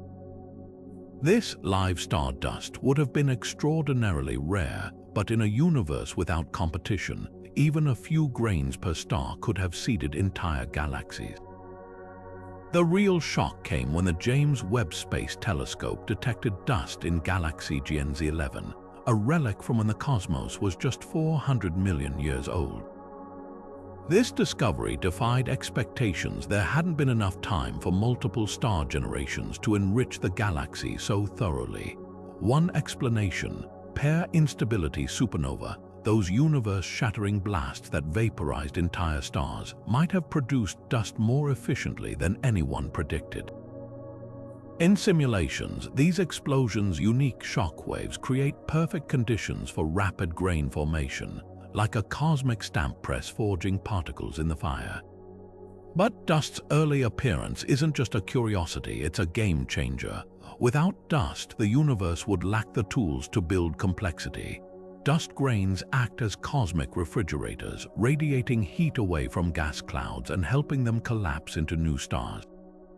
They're also the universe's first chemistry labs, with surfaces where hydrogen molecules can form and react, setting the stage for water and organic compounds. Most remarkably, dust shields fragile molecules from destructive radiation, cocooning them in protective cloaks until they can grow into something more. The irony is poetic. The same explosions that obliterated the first stars also sowed the seeds for everything that followed: planets, oceans, even us. Every speck of dust in your home, every grain of sand under your feet, traces its lineage back to those primordial fires.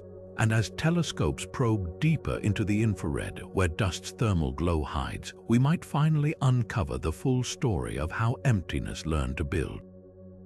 Imagine a world where the rocks are made of pure graphite, the skies glow with ultraviolet auroras, and the only water is a fleeting vapor in a hydrogen-helium gale. This could have been the reality of the first planet's alien worlds orbiting the universe's inaugural stars, forged from elements so primitive they make modern gas giants look chemically complex. The idea that planets existed in the cosmic dawn isn't just speculative, it's a radical challenge to everything we know about planet formation. The problem starts with ingredients. Today's planets are built from the heavy element-rich debris of countless supernova: silicon for rock, oxygen for water, iron for cores. But the first stars lived and died before these materials were commonplace. Their protoplanetary disks would have contained nothing but hydrogen, helium, and trace amounts of lithium. Without dust grains to clump together, without ices to act as sticky glue, how could solid cores even form? One provocative theory suggests gravitational instability, where swirling gas collapsed directly into planet-sized blobs without needing a solid seed. These wouldn't be terrestrial worlds but helium giants, gas planets with exotic compositions, their cores pressurized into diamond-like states by the sheer weight of primordial atmospheres. But here's where it gets stranger. Some models indicate that if a first-generation star hosted a companion, a binary partner stirring up its disk, turbulence might have concentrated microscopic carbon grains into dense rings, allowing them to bypass the need for heavy elements. These carbon-rich specks could have snowballed into worlds unlike anything in our solar system. Planets with crusts of graphite, mantles of carbide, and atmospheres thick with methane and cyanide. Imagine a mountain range glowing red-hot under a young star's fury, its peaks slowly vaporizing into hydrocarbon smog. The wild card is pair instability supernova, those all-consuming explosions that vaporized their progenitor stars completely. If any first stars died this way, their sheer energy might have sterilized entire systems, boiling away protoplanetary disks before worlds could coalesce. Yet other deaths could have been planet-making opportunities. A fallback supernova where part of the explosion collapses back into a black hole might have seeded nearby gas with just enough metals to kickstart dust formation. The resulting worlds would be bizarre hybrids, mostly hydrogen, but with kernels of carbon and oxygen buried deep like primordial fruit with tiny metallic pits. Could life have arisen in such hostile cradles? It's a stretch, but not impossible. In the crushing atmospheres of helium giants, exotic chemistry might have created self-replicating molecules in liquid helium droplets, a form of life so alien we wouldn't recognize it. On carbon worlds, tidal heating or radioactive decay could have sustained deep, high-pressure water layers where silicon-carbon chains mimicked organic chemistry. But the true showstopper would be dark matter. If these planets captured weakly interacting particles in their cores, the annihilations could have provided geothermal energy for billions of years, powering subterranean ecosystems in total darkness. The evidence, like the planets themselves, is maddeningly elusive. Ancient white dwarf stellar corpses that pollute their atmospheres by consuming orbiting debris show traces of carbon-rich material dating back over 12 billion years. Could these be the shattered remains of the first planets? Meanwhile, the James Webb Space Telescope is hunting for infrared signatures of warm dust around distant quasars, potential crumbs left by long-vanished protoplanetary disks. The haunting truth, even if these worlds existed, they're likely gone forever, swallowed by their dying stars, scattered into the void, or vaporized in the chaos of early galactic collisions. But their ghostly possibility lingers, challenging our assumptions about where and when planets can form. If life did spark in those extreme cradles, even briefly, it would mean the universe started dreaming of complexity far earlier than we ever imagined. Every atom in your body carries the echo of a star that died before our solar system even existed. The connection between those first monstrous stars and the rise of life is written in the periodic table itself, a lineage stretching back 13 billion years. When those primordial giants exploded, they didn't just vanish, they transformed the cosmos into a chemistry set capable of building planets, oceans, and eventually us. Consider the oxygen you're breathing right now. It was forged in the heart of a first-generation star, fused from helium under temperatures exceeding 100 million degrees. When that star died in a cataclysmic supernova, it blasted this oxygen into space like cosmic confetti, where it mingled with carbon, nitrogen, and iron from other stellar explosions. Over eons, these elements gathered in vast molecular clouds, condensing into new stars surrounded by disks rich in heavy elements, disks that would one day coalesce into rocky worlds like Earth. Without those initial stellar deaths, our planet would be nothing but a lifeless ball of hydrogen and helium, utterly incapable of supporting complexity. But the first star's gift wasn't just raw materials, it was delivery timing.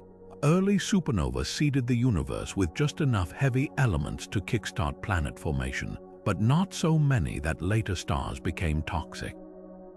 Stars forming too soon after the cosmic dawn would have planets laced with radioactive isotopes like aluminum-26, which could sterilize nascent worlds with lethal gamma rays. By contrast, stars born too late might lack critical elements like phosphorus, the backbone of DNA, which forms only in specific supernova conditions. We exist in a Goldilocks zone of cosmic chemistry, where generations of stars lived and died in precise succession to create a universe capable of crafting Earth's delicate balance. The wild card in this recipe was water. Most of Earth's oceans likely arrived via icy comets, but those comets needed oxygen to form ice in the first place. Here's where the first star's unique death throes played a crucial role. Pair instability supernova, those universe-shaking blasts that completely vaporized their progenitor stars, produced oxygen in far greater quantities than typical supernova. Their shockwaves also injected this oxygen into distant gas clouds with unprecedented efficiency, creating pockets of hydrogen-rich ice that would later fall onto young planets like cosmic rain. Without these specific explosions, the universe might have remained a desert, its water locked away in unreachable molecular forms. Perhaps most remarkably, the first stars even shaped life's building blocks. Meteorites dating back to the solar system's birth contain amino acids, the precursors to proteins. These molecules likely formed on dust grains irradiated by starlight, their surfaces acting as primitive chemistry labs. But those grains owed their existence to supernova shocks that forged silicon and carbon into jagged microscopic scaffolds. Even the phosphorus in your ATP, the molecule that powers every cell in your body, traces back to rare supernova where neutron capture reactions created this elusive element under extreme conditions. The final piece of the puzzle is location. Our solar system orbits the Milky Way's suburban regions far enough from the crowded galactic center to avoid lethal radiation, yet close enough to have benefited from multiple generations of elemental enrichment. This positioning wasn't accidental. It was sculpted by the gravitational pull of dark matter halos seeded by the very first stars. Their explosive deaths influenced where future galaxies would form, and where within those galaxies life might eventually flicker to life. So when you look up at the night sky, remember you're not just stardust, you're the legacy of stars so ancient their names are written in elements rather than light. Every heartbeat, every thought, every breath is powered by nuclear furnaces that blazed and died before Earth existed. The universe didn't just create life, it spent billions of years preparing the stage with those first stars as its unknowing architects. And somewhere out there, other worlds may be following the same cosmic recipe, their futures written in the ashes of their own primordial giants. The universe seems to be playing tricks on us. Its expansion rate isn't adding up. On one hand, we have meticulous measurements of the cosmos's current growth using nearby stars and supernova. On the other, pristine snapshots of the infant universe from the cosmic microwave background. Both methods are impeccable, yet they disagree by nearly 10%, a discrepancy so stubborn. Astronomers call it the Hubble tension. Now, the James Webb Space Telescope has thrown gasoline on the fire by studying the first galaxies, and their data only deepens the mystery. Why does the early universe appear to have expanded faster than our physics predicts? One clue might lie in those primordial galaxies themselves. When Webb observed galaxies like Jade's GC 13-0, glowing from a time just 300 million years after the Big Bang, it found them suspiciously mature, as if they'd had more time to evolve than standard cosmology allows. This lines up eerily with the Hubble tension's core issue. The early universe seems to have operated on a slightly different clock. Some theorists suggest dark energy, the mysterious force accelerating cosmic expansion, might not be constant after all. What if it weakened over time, leaving the ancient cosmos expanding faster than today's models account for? Others propose dark matter's properties could have shifted, subtly altering gravity's grip in the universe's first eons. Then there's the nuclear option, literally. The Hubble tension might trace back to the universe's first minutes, when protons and neutrons fused into primordial helium during Big Bang nucleosynthesis. New physics, like undiscovered particles or exotic dark radiation, could have tweaked those nuclear reactions, leaving imprints in both the cosmic microwave background and the expansion rate. Imagine baking a cake where an unmeasured ingredient changes how fast it rises, except here, the cake is space-time itself, but the boldest ideas rewrite gravity entirely. Modified Newtonian dynamics, or MND, suggests Einstein's equations might fail at cosmic scales, requiring adjustments that could reconcile the tension. Yet even this radical fix struggles to explain every observation cleanly. The truth might lie beyond our current theories, in a shadow realm of physics where dark energy, dark matter, and gravity intertwine in ways we've yet to imagine. The Hubble tension isn't just a technical disagreement, it's a cosmic cry for help, a sign that our understanding of the universe's skeleton is missing a bone. And until we find it, every calculation about the past, present, or future of the cosmos hangs in the balance. Whether the answer hides in the first galaxy's light, the whispers of the cosmic microwave background, or in equations yet unwritten, one thing's clear: the universe is keeping secrets, and we're just starting to crack the code.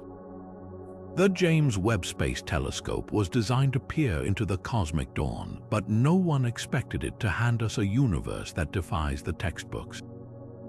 When its infrared gaze locked onto galaxies like Glass Z13, sparkling from a time when the cosmos was a mere 300 million years old, astronomers didn't just find infant star clusters, they found fully formed cities of stars, blazing with the brilliance of modern galaxies. These cosmic toddlers shouldn't exist under standard models, which predict slow, gradual growth over billions of years. Instead, Webb revealed a universe in a hurry, where galaxies matured at breakneck speed, as if playing by a different set of rules. Take the case of Sears 1019, a galaxy so massive and bright that it defies conventional timelines. According to leading simulations, assembling such a behemoth would require nearly 1 billion years of gas accumulation and star formation. Yet here it is, fully formed before the universe even hit its 500 millionth birthday. It's like stumbling upon a medieval cathedral in the middle of the Stone Age. The implications ripple outward. If galaxies grew this quickly, did dark matter clump faster than we thought? Or was the early universe seeded with mysterious, dense pockets of gas we've yet to account for? Then there's the puzzle of their shapes. Instead of the expected blobby, irregular proto-galaxies, Webb spotted surprisingly structured disks and spirals, some with clear rotating motion, as if they'd mastered galactic choreography overnight. Galaxy Jade's JZ6, for instance, displays a coherent spinning disk at a redshift of 9. A feature theorists assumed would take multiple mergers and eons to develop. These aren't just overachievers, they're cosmic anomalies rewriting the playbook for how order emerges from chaos. But the real curveball came when Webb analyzed their chemistry. These early galaxies aren't just bright, they're rich with heavy elements like oxygen and neon, elements that should take generations of stars to produce.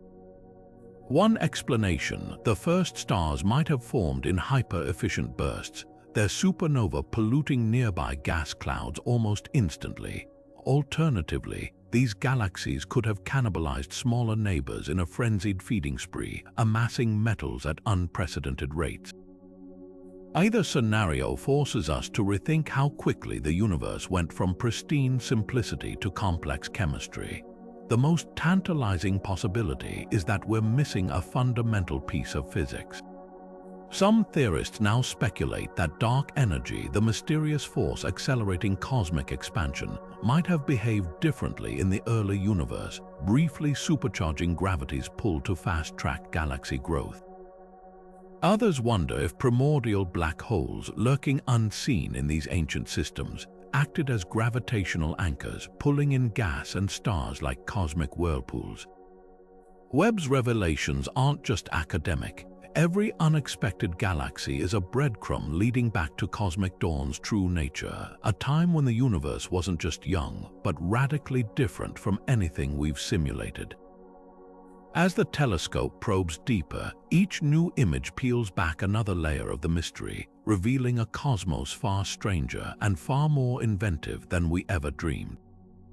And somewhere in that growing stack of contradictions lies the key to understanding not just how galaxies began, but how the universe learned to build itself. For nearly a century, astronomers have chased ghosts, theoretical giants from the cosmic dawn whose existence we've only inferred from echoes. But within this decade, that hunt could finally bear fruit, thanks to a new generation of telescopes designed to stare deeper into the abyss than ever before. At the forefront is NASA's Nancy Grace Roman Space Telescope, slated to launch by 2027.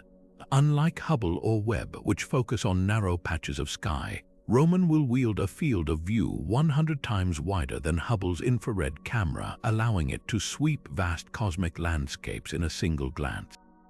This isn't just about seeing farther, it's about catching the rarest flickers in history's darkest corners. Roman's secret weapon lies in its ability to detect transient phenomena, brief, explosive events that older telescopes might miss.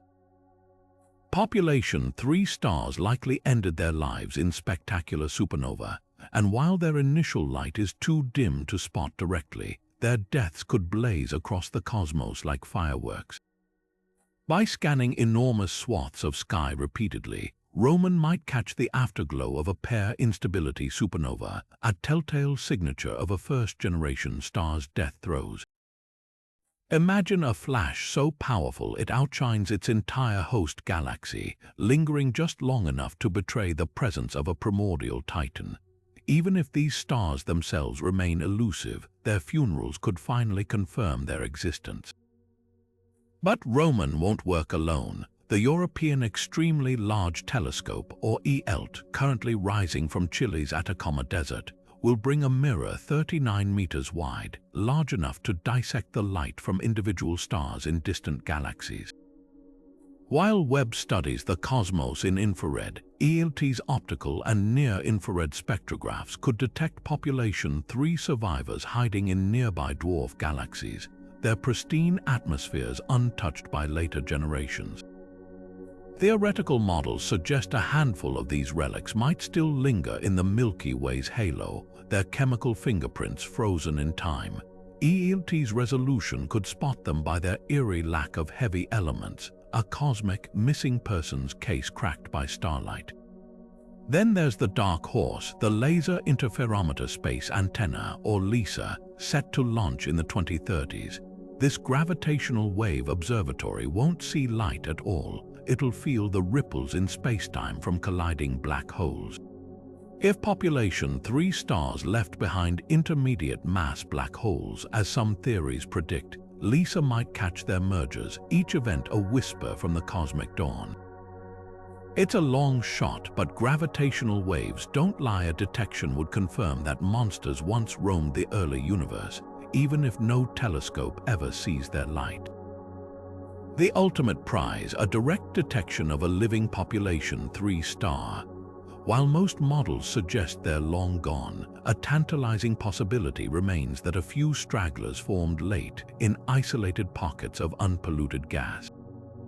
If Roman or ELT finds a star with 0 metals, not just trace amounts, it would rewrite the timeline of cosmic chemistry. Even a single such discovery could unravel decades of assumptions about how the first stars shaped the universe. Every tool in this new arsenal shares one goal: to turn theoretical ghosts into observable reality. The hunt for population 3 isn't just about completing a chapter in astrophysics, it's about confronting the universe's original architects, whose lives and death set everything else in motion. And as these telescopes come online, we stand on the brink of a revelation that's been 13.8 billion years in the making. The cosmic dawn's greatest secret might finally be ready to step into the light. The universe's first galaxies weren't built to last. They were cosmic experiments, forged in chaos and destined for transformation. Some met violent ends, shredded by collisions or cannibalized by growing giants. Others faded into obscurity, their stars scattered like embers in a dying fire. But a few might still linger in the shadows, their light too faint to notice unless you know exactly where to look. So what really happened to these pioneers of structure, and do their ghosts still walk among us? Take the fate of the Milky Way's ancestors. Our galaxy's majestic spiral arms didn't form in isolation. They're the product of 100 smaller galaxies merging over billions of years. Telescopes like Gaia have mapped streams of stars in our halo, the dismembered remains of dwarf galaxies swallowed long ago. These stellar rivers, like the Sagittarius Stream, a ribbon of stars wrapping around our galaxy, are the cosmic equivalent of fossils, telling a story of violent assimilation. The first galaxies didn't just vanish, they became part of something larger, their stars recycled into new constellations, yet not all suffered this fate. Ultra-faint dwarf galaxies like Segway 1 might be direct survivors from the cosmic dawn. these ghostly collections of stars, barely held together by dark matter, emit less light than a single bright star but sprawl across thousands of light years. They're so anemic, in fact, that many were only discovered in the last 2 decades, hiding in plain sight. Their stars show almost no heavy elements, a smoking gun that they formed from nearly pristine gas, then drifted untouched for eons. These could be the universe's oldest islands, cosmic hermit kingdoms resisting assimilation. The most tantalizing relics might be even darker. Simulations suggest some early galaxies, stripped of their gas by cosmic reionization or harsh radiation, stopped forming stars entirely. These dark galaxies would be invisible to optical telescopes, detectable only by the gravitational tug of their dark matter. Projects like the Vera Rubin Observatory are hunting for them by watching stars wobble as these unseen masses pass by. A celestial game of hide and seek where the hiders are near-perfect ghosts. But the greatest mystery isn't which galaxies survived, it's how their deaths shaped the universe we know. When 2 primordial galaxies collided, their black holes didn't just merge, they sent gravitational ripples through spacetime, events we now detect with LIGO. Their supernova seeded future star birth with heavy elements, while their chaotic orbits sculpted the cosmic web itself. Even their destruction was creative, a demolition that built the modern cosmos. The irony, the first galaxies might never truly disappear. Their light still travels toward us, stretched into radio whispers we're only now learning to decode. Their elements pulse in our veins, and somewhere in the void, their descendants, galaxies like our own, continue the work they began, turning chaos into structure, one collision at a time. Their legacy isn't just in the stars they left behind, but in the fact that we're here to tell their story. From the violent birth of the first stars to the ghostly fingerprints they left behind, these 30 mysteries aren't just cosmic trivia, they're the foundation of everything we are. Every unanswered question peels back another layer of the universe's origin story, revealing how chaos conspired to create light, structure, and ultimately us. Think about it, the colossal population 3 stars forged the very elements in your bones, while their explosive death set the stage for galaxies to bloom. The cosmic web's invisible threads guided the growth of reality itself, and dark matter's silent pull shaped the voids between stars long before our sun flickered to life. Even the missing lithium problem, that tiny discrepancy in elemental accounting, hints at physics we've yet to imagine. What's breathtaking isn't just the scale of these puzzles, but how they interlock. The overgrown galaxy's web spotted rewrite the rules of cosmic evolution, while the Lyman Alpha Forest's shadowy lines whisper secrets about the universe's adolescent growing pains. Magnetic fields, primordial molecules, even the spin of those first stars, each mystery is a thread in a tapestry we're only beginning to unravel. And with every discovery, we're forced to ask, did life arise from a series of flawless cosmic coincidences, or was the universe always primed to create complexity? The most thrilling part, this story isn't finished. Telescopes like Roman and ELT are poised to hunt for the first star's ghosts, while gravitational wave detectors listen for echoes of their black hole descendants. One breakthrough could rewrite entire chapters of astrophysics overnight. So tell us, which of these cosmic riddles keeps you up at night? Is it the impossible galaxies that grew too fast, the dark matter we can't see but can't ignore, or the way those first explosive deaths built the chemistry of life itself? Drop your thoughts in the comments, and let's keep chasing the universe's oldest secrets together. After all, the next great discovery might be hiding in a single flicker of starlight, or in an idea you haven't even dreamed of.